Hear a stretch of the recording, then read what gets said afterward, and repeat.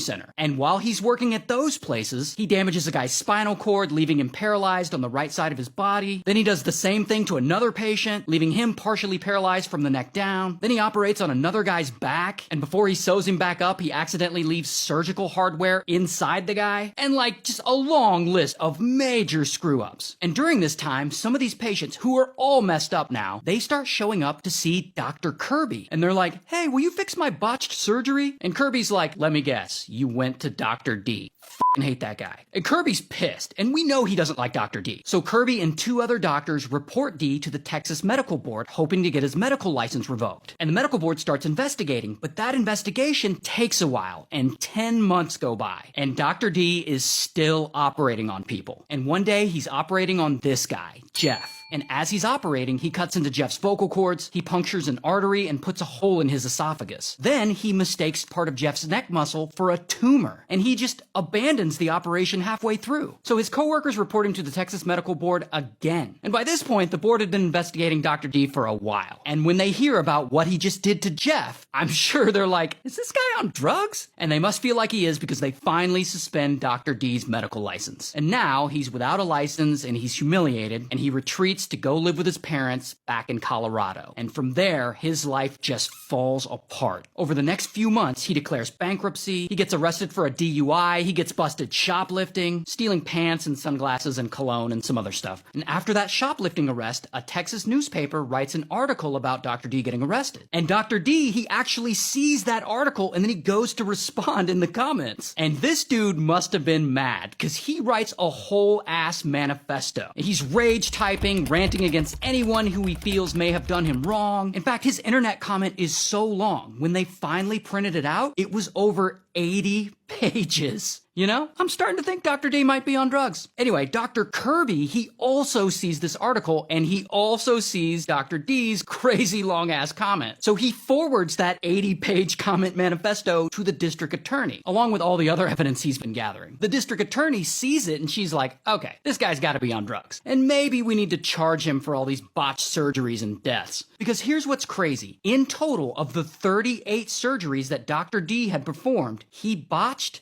33 of them. That means he screwed up 87% of the operations he did in a major way. Anyway, so the police arrest him, here's his mugshot, and they charge him with a bunch of stuff. He goes to trial, he's found guilty, and he's ultimately sentenced to life. And it's the first time in history a doctor's ever been convicted of botching surgeries like that. So, shout out to Texas.